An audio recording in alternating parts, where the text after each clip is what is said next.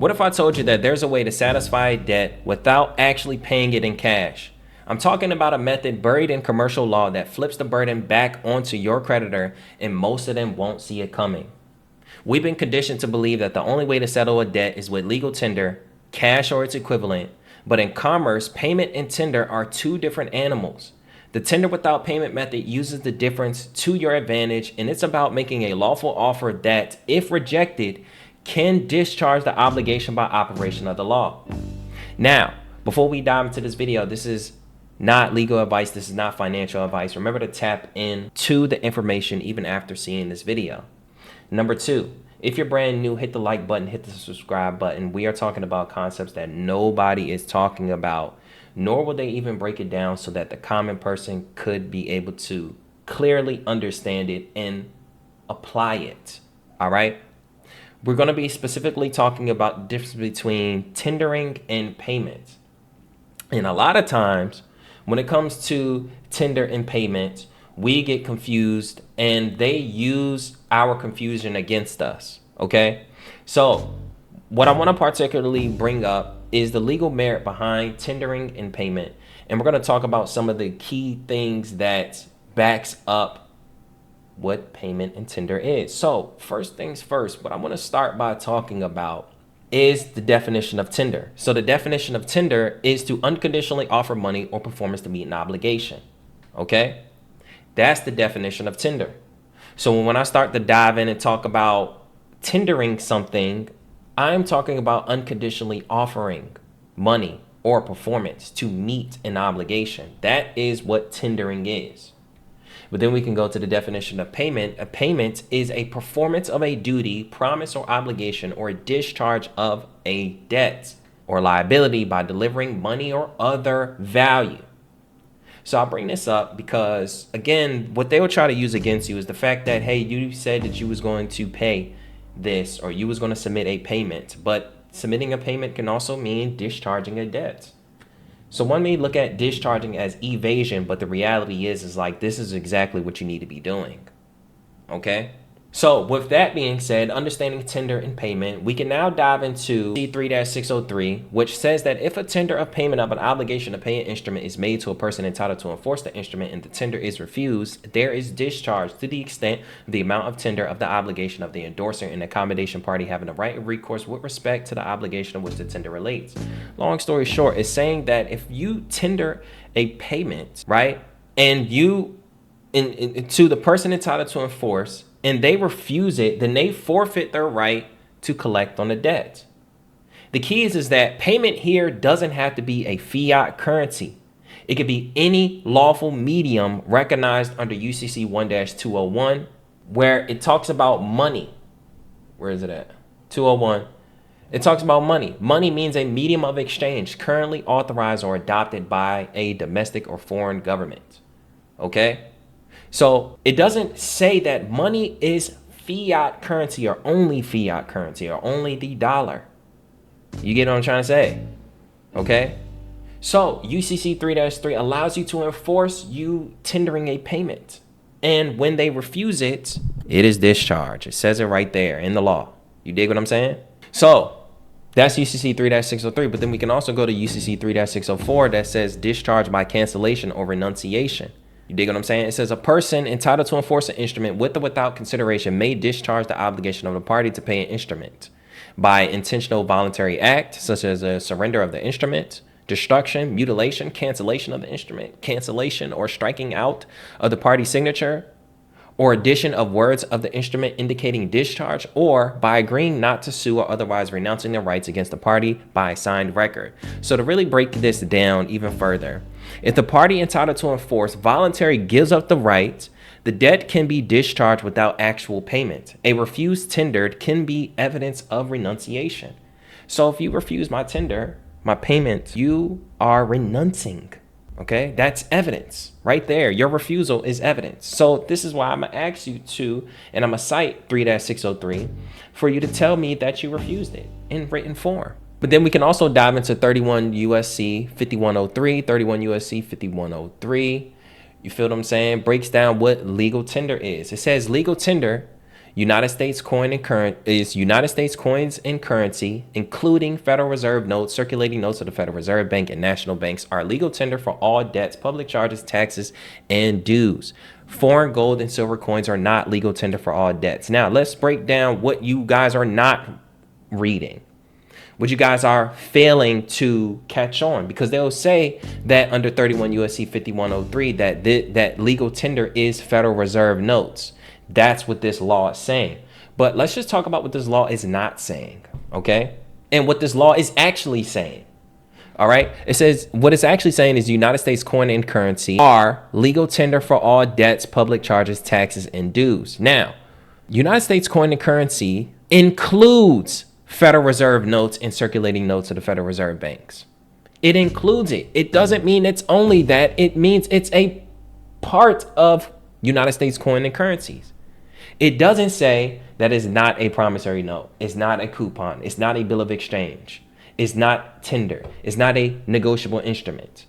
It is not saying that. But what it does say is that it includes Federal Reserve notes. But that's something that we can point out. It's no way that you can say that Federal Reserve notes are only legal tender when it clearly says that it includes Federal Reserve notes. I hope you guys gathering that. Okay?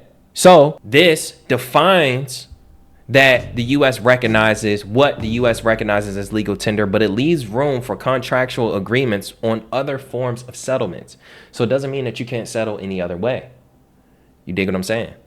So let's talk about the case law. Now I'm going to pull up the case law. The case law is going to reveal when you go through these cases, yes, you may have an initial argument or something that you are defending yourself against. But a lot of times what case law reveals that never pretty much like goes away is certain key things that they have known and understand because of this particular case. And one of the things it pertains to the support of this law that I'm talking about, tender and payment, is the fact that it says that a tender made in an agreed form when refused can limit the creditor's right to collect on further interest or charges. So whatever happened in this Fisher versus First National Bank of Omaha, go ahead and tap in, read this for yourself and go find it. You dig what I'm saying? This will probably be a separate video to talk about this particular section, but go read it on your own. But what we gather from this was the fact that the creditor, they was able to affirm that when a creditor refuses, they lose their right to collect anymore. Okay. But then we can also go to Bailey versus Bussing, 28 Con 455.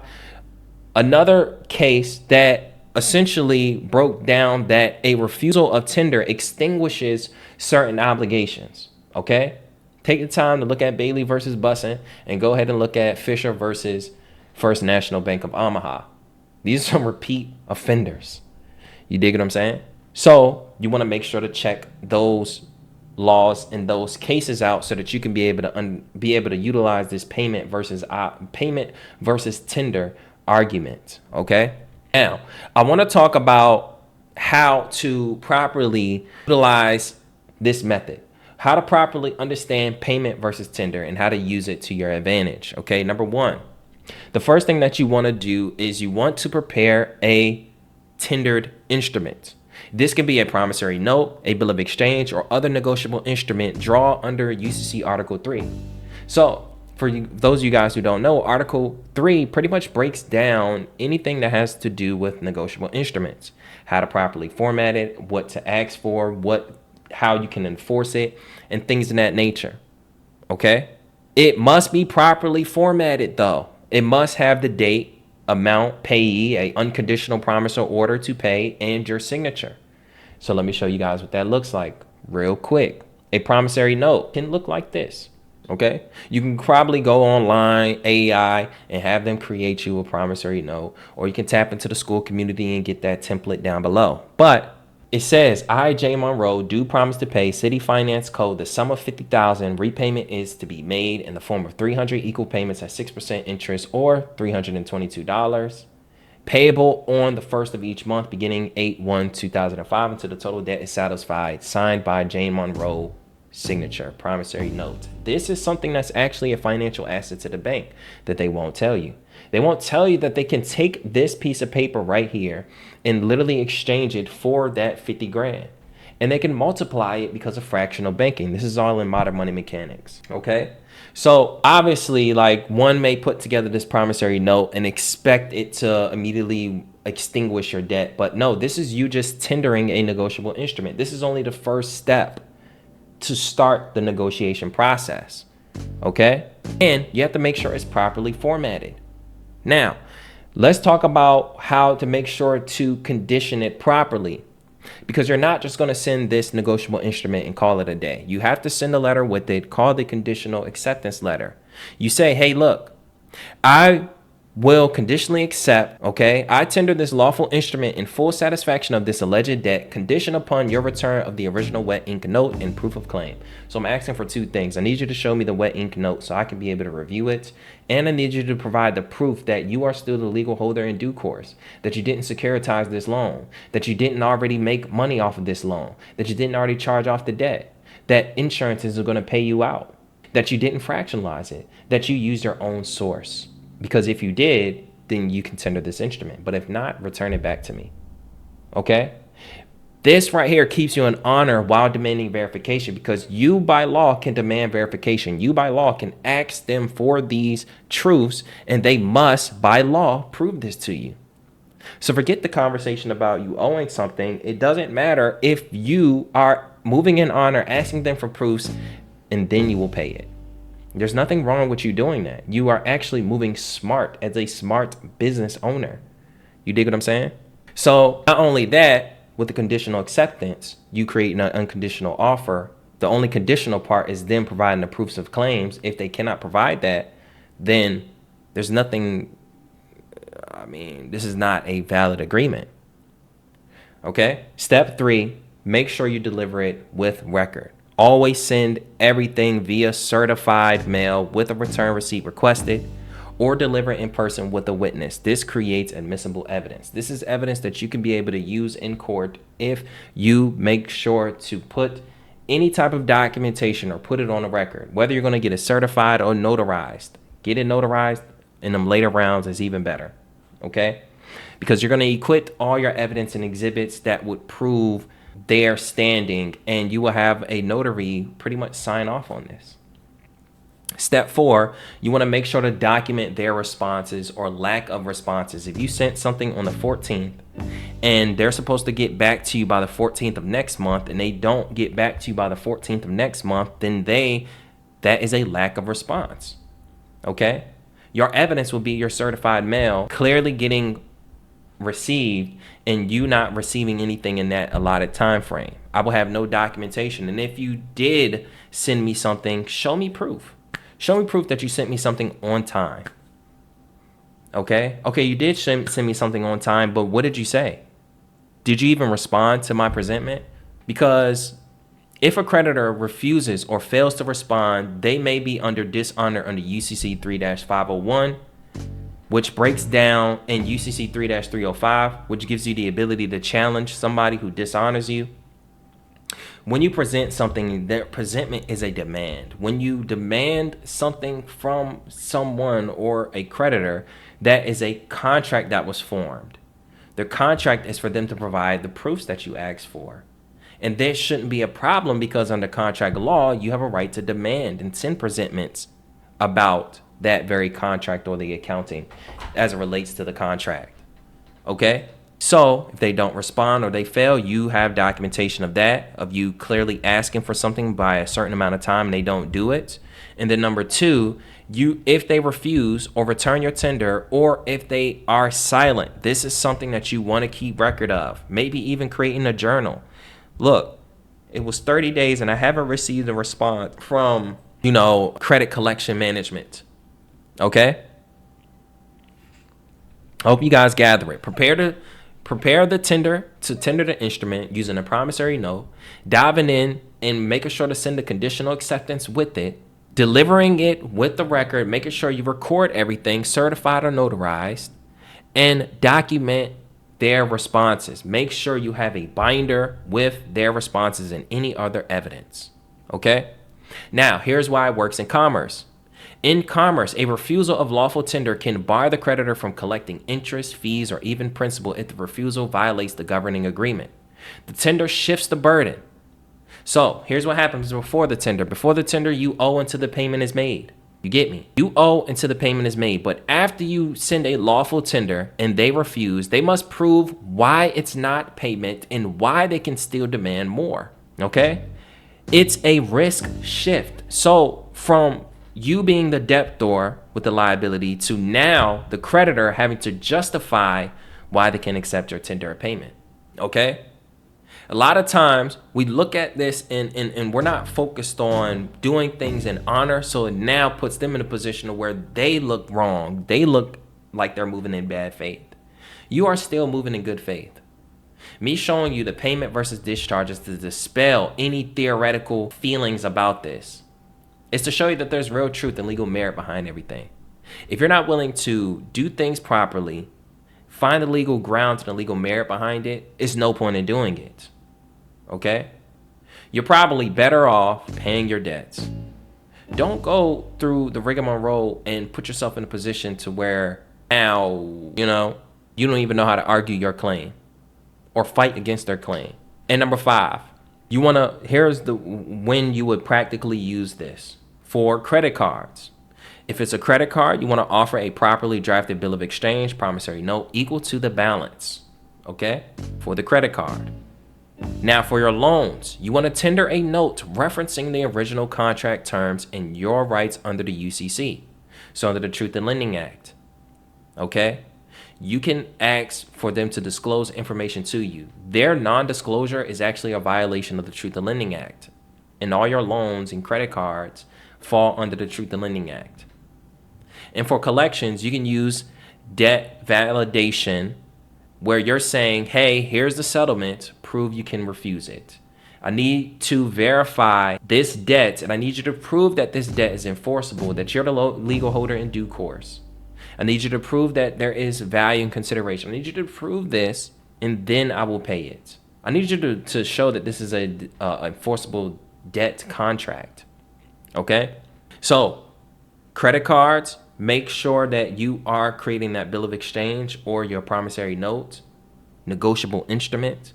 Same thing for the loans, but also challenge the contract directly because you have rights under the UCC, and use debt validation for those collection agencies. I think that collection agencies are probably the easiest battle. Send them a debt validation letter and be consistent through the administrative process. They will not be able to prove that they can refuse it or that they don't have to provide that information to you.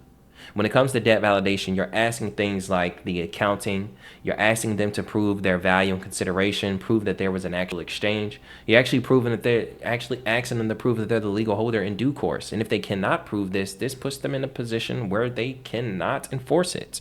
So here's some things that I want to really highlight as we come to the end.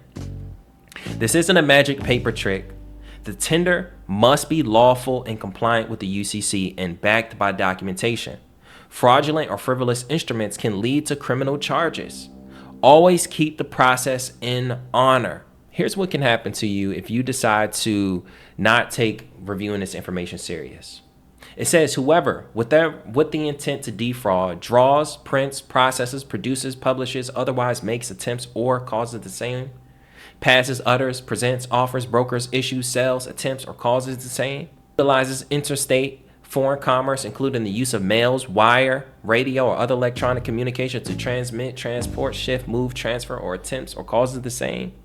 Any false or fictitious instrument, document, or other item appearing, representing or reporting or contriving through scheme or artifice to be an actual security or other financial instrument issued under the authority of the United States, a foreign government, a state, or other political subdivision of the United States, or an organization shall be guilty of a Class B felony. So, this is what they will use against you. If you do this wrong, or they may manipulate you with 18 U.S.C. 514, okay?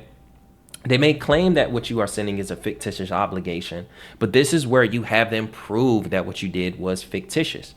You have them prove, and this is why you know the laws. This is why you're able to challenge them, okay?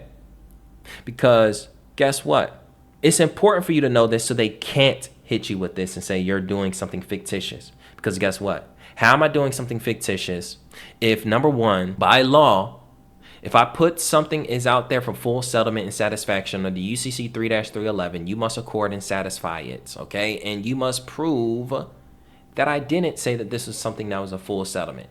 Why would they have UCC 3-311 about according and satisfying the use of an instrument if I couldn't use an instrument?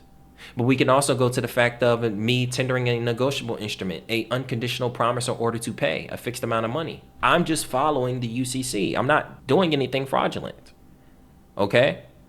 But then we can also dive into the definition of money. It means a medium of exchange, currently authorized or adopted by a domestic or foreign government. It doesn't say that I only can give you a dollar bill. But then we can dive into the definition of payment. Well, how am I using a fictitious obligation if I am attempting to perform on a duty, promise, or obligation or discharge of a debt or liability? If you can tell me that I am not doing a payment and prove it to me based on this information that is in front of me, then absolutely, I will acquiesce to that. But you can't. If we want to talk about 31 USC 5103 and how it talks about how a Federal Reserve note just is included in the United States coin or currency. If I go to the fact that you just refused my tender, okay, and your refusal means discharge according to UCC 3-603, and if I talk about UCC 3-604, how your refusal is evidence of renunciation, if I know these laws and I know that I can defend myself against someone who cannot prove that they're the legal holder in due course according to UCC 3-305, you can't get me with this. You can't say what I'm doing is fictitious. I need you to be able to prove that to me. But this is why it's so important for you to understand. Not only, even though I broke down the step-by-step processes here, and one could take this and literally copy it and potentially put themselves in a better position. Remember, this is not legal advice. This is not financial advice. Go look at it for yourself so that you are confident, so that you know, okay, well, damn, they're trying to say this, that, and the third. Boom, I can just go straight to the fact that that what a tender is a unconditional offer of money or performance to meet an obligation. That's what I'm standing on. Disprove this. If you can disprove this, then we're in business. Okay? So make a real settlement. Make a real offer of settlement. This is a negotiation battle. Everything that you're doing could potentially just lead you to be able to pay a lower cost. Be okay with that. Because if it goes from $5,000 and now you was able to negotiate them down to $2,000, you have won. Some people think that the only way that you can win is if you are not paying anything ever again and they are paying you now. That's not how it works. Okay? You are having a conversation about the contract and you are attempting to negotiate the contract. You seen something that you disagreed with on the terms and you are bringing that up. So now we're having a conversation, a back and forth in negotiating how we can fulfill this contract better. Okay? Because would you rather go through all the rigmarole, go to court and all this, spend thousands of dollars, spend all this time? Or if you could negotiate it down to where you have a cheaper payment and you have a better payment terms, that's not a bad deal, okay? Because remember, we're not really caring about getting over and not paying back things that we you know what I mean, feel like we have to pay back, okay? But I teach you this so that you can have a different angle to challenge anybody that says that you owe them something in case you fall into a particular situation where you have no choice, where you don't want to pay that debt, or it's not something that you want to pay, okay? If it's your lights or your car, or whatever the case may be, you don't want to face repossession or go through all that rigmarole, pay it. But if it's a car you don't want, if it's debts that you don't really care about, if it's relationships you don't care to end, take them through the full offer and settlement. Attempt to get that payment down or discharged, or if they do dishonor you, get them to pay you. This is so that you can think like a business owner. This is just business. Don't look at this as something moral, immoral. They're wrong.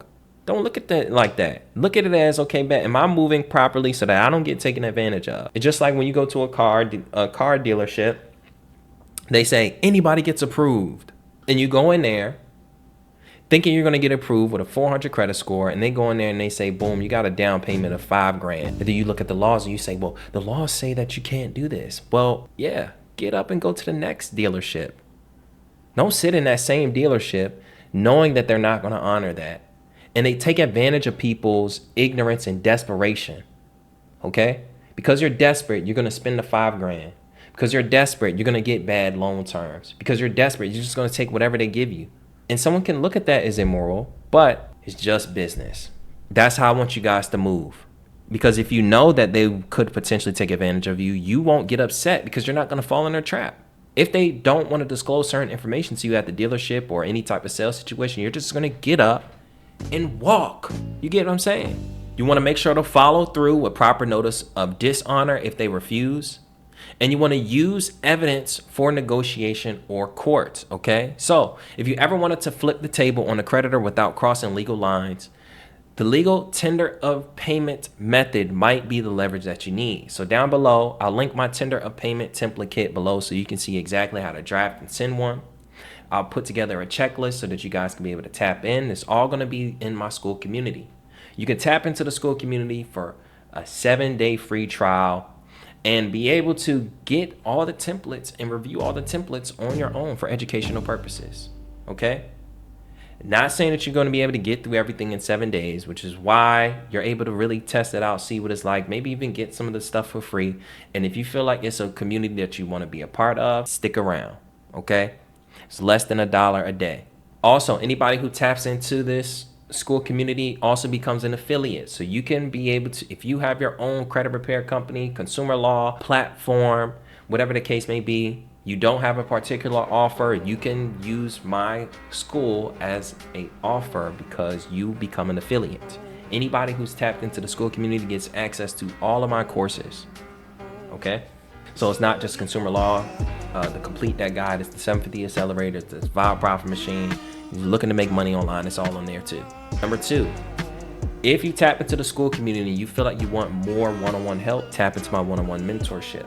Okay, my one-on-one mentorship specifically for people who want to fix their credit and get funding. But the people who work with me, I'm pretty much an open book. You ask me questions about your consumer law case, your court case, whatever the case may be, I can provide as much insight as I can.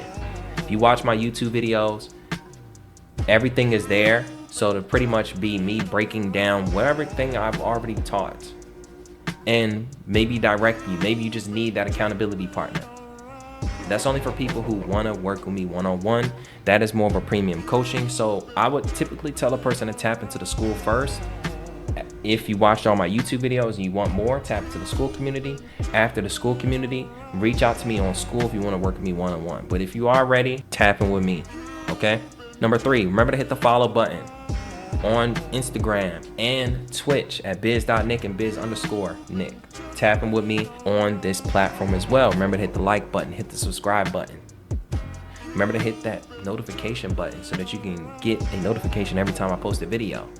And lastly, if you've gotten this far and you had some confusion about payment and tender, drop it down in the comment section down below. If you have more questions, more insight that you want to give the community, drop it in the comment section down below.